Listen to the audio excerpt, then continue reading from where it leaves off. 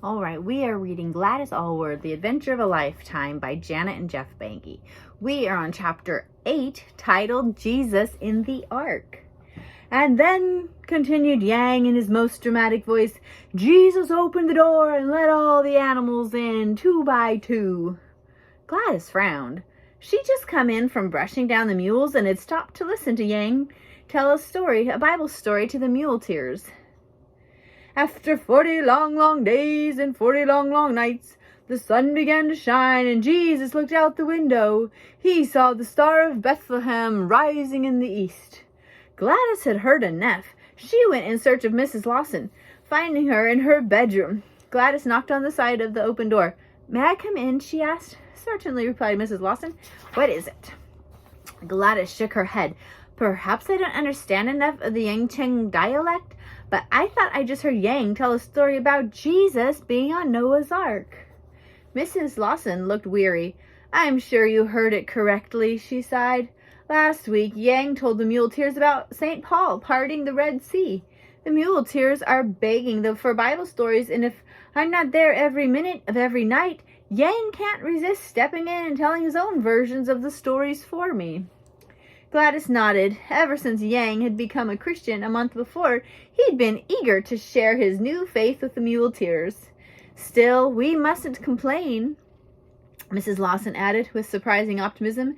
"Yang is doing his best, and the inn is going much better than I ever thought it would." "Hey, move.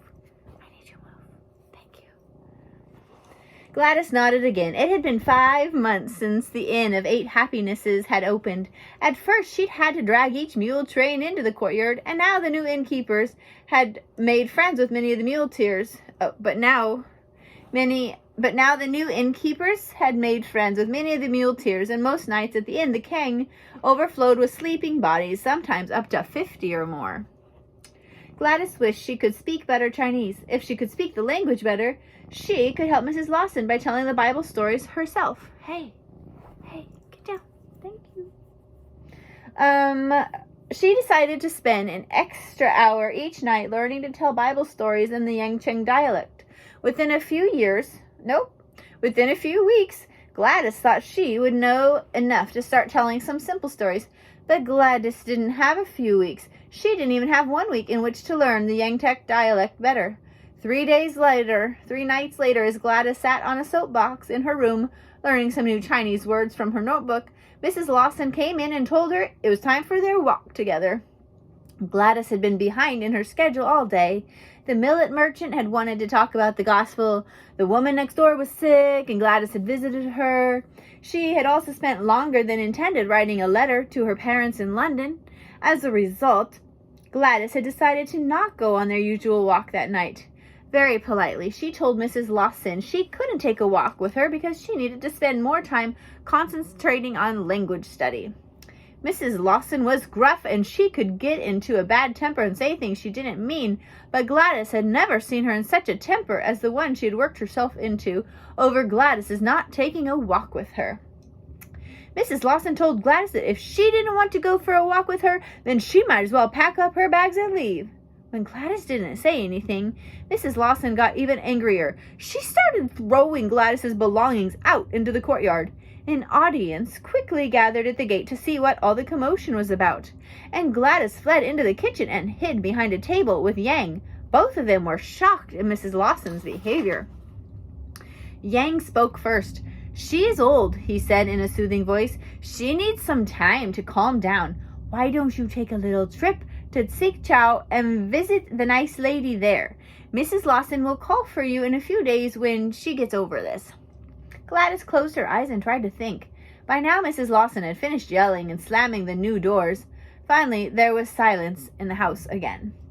"But I can't walk the trail to Tsichow. It takes 2 days," said Gladys. "You will not have to walk. I will arrange for you to go with the mule train," replied Yang. The journey back through Chaotsun to Tsichow was a sad one for Gladys. Only 10 months before, she had set off to find Mrs. Lawson with the highest of hopes, and now she was returning an outcast. Perhaps the director of the China Inland Mission Training School in London had been right after all. Perhaps she really didn't have what it took to be a missionary, thought Gladys. Gladys had no way of letting Mrs. Smith know she was coming to stay. The mule train was the fastest way to get a message from one place to another, and Gladys was on the first mule train out of Yangcheng following Mrs. Lawson's explosive outburst.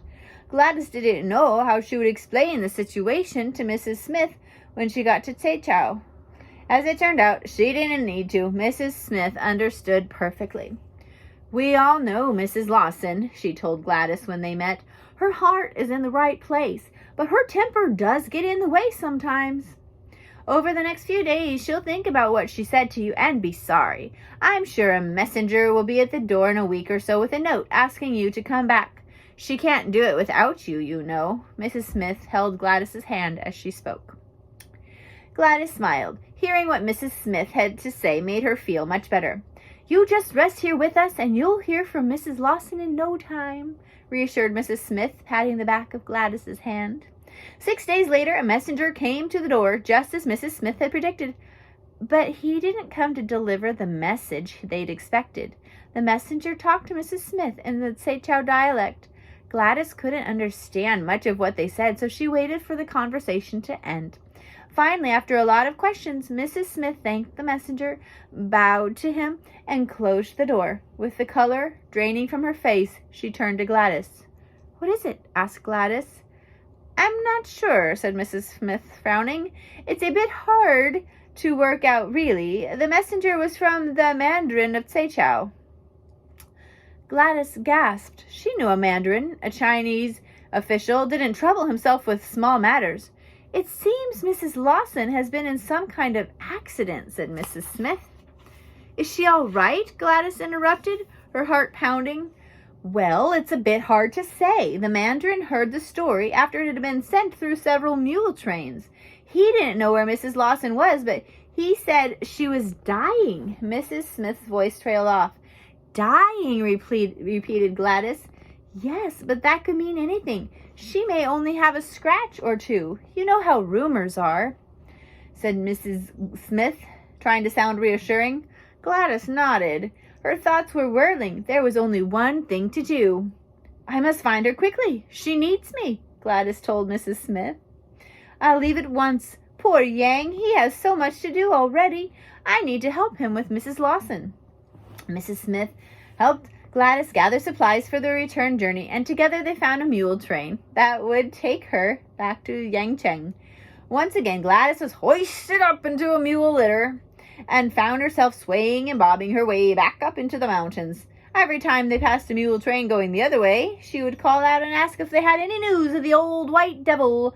No one had any news. That night, as they entered the village of Chaosun, Gladys had better luck. An old muleteer who had stayed at the Inn of 8 Happinesses the night before told her that Mrs. Lawson was not in Yangcheng. Yang had told him she'd taken a trip further up into the mountains. No one knew for sure where she was headed. Yang apparently had heard nothing about the accident.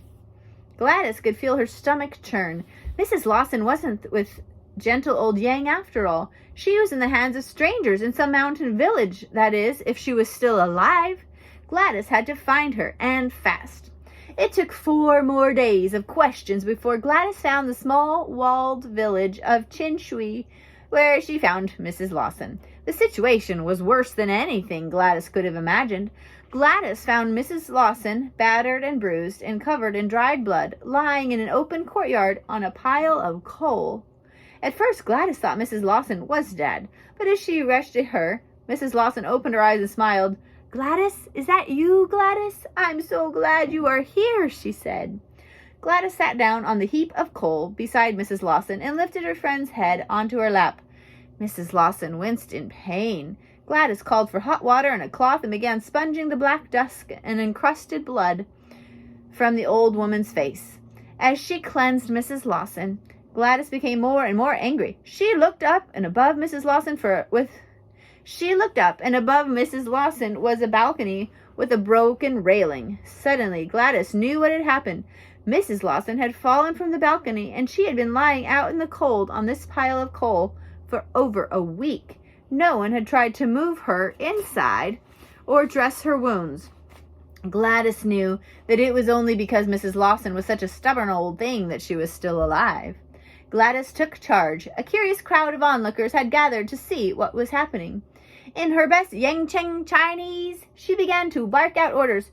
"You six, over there. We need to lift this woman. Bring your lanterns over here. Get me some strips of cloth. Tell the innkeeper we need a private room with a warm kang, and we need it right away." Just as Gladys had hoped, the unusual experience of being told what to do by a foreign devil spurred them to action. Within an hour, Mrs. Lawson was cleaned up, with her wounds dressed. As far as Gladys could tell, the wounds were not life-threatening. Mrs. Lawson seemed to have broken most of the bones in both of her hands, and she had cuts and bruises all over, but nothing else seemed wrong. As she lay on a padded bedroll on a kang, Mrs. Lawson looked up at Gladys with grateful eyes. "I'm so glad you came," she repeated over and over. "So am I," replied Gladys truthfully. She shuddered as she thought about what might have happened if she'd been just a day later. When Mrs. Lawson slept, Gladys crept from the room to ask some very important questions. She found the innkeeper and fired away. "Why did you leave Mrs. Lawson on the coal pile for over a week?" she asked. The innkeeper replied, "Everyone was sure the old white devil was going to die at any minute. We asked ourselves, why cause her pain by moving her?" "Then why didn't you clean her wounds?" asked Gladys, continuing her questions. The innkeeper looked a little sheepish. "She's a white devil. No one wanted to touch her. And she never asked for food, so we did not feed her," he added, guessing Gladys's next question. Gladys shook her head. Sometimes she wondered whether she would ever understand the villagers' reasoning. How could they let a semi-conscious woman starve to death in the cold because she didn't ask for food? Frustrated, Gladys gave up on questioning the innkeeper and went back to see how Mrs. Lawson was doing. By the next morning, Gladys had decided on a plan of action. She would stay at the inn with Mrs. Lawson until she was strong enough to go back to Yangcheng. The nearest European doctor was in Luan, 6 days away by mule train, and there was no way Mrs. Lawson could make such a journey in her present condition. For 6 weeks, Gladys stayed at the inn in Chenchui, nursing Mrs. Lawson. At first she'd had great hope for Mrs. Lawson's recovery. Her wounds began to heal, and her hands were getting stronger, but something was not right. As the rest of her body got stronger, Mrs. Lawson's back got sorer, and her mind became more confused. Things weren't going as Gladys had hoped, and she wasn't sure what to do about it. Finally, she decided that Mrs. Lawson needed to see the doctor, no matter how torturous the journey to get to him might be. With the help of the cook at the inn, Gladys found a muleteer who was prepared to take her and Mrs. Lawson to Luan. To make the trip as comfortable as possible, Gladys slung a blanket between the two mules and had Mrs. Lawson lifted carefully into it. Mrs. Lawson lay between the two mules for 6 long days. When they got to the hospital, Gladys wondered whether it had been worth the effort and discomfort at all.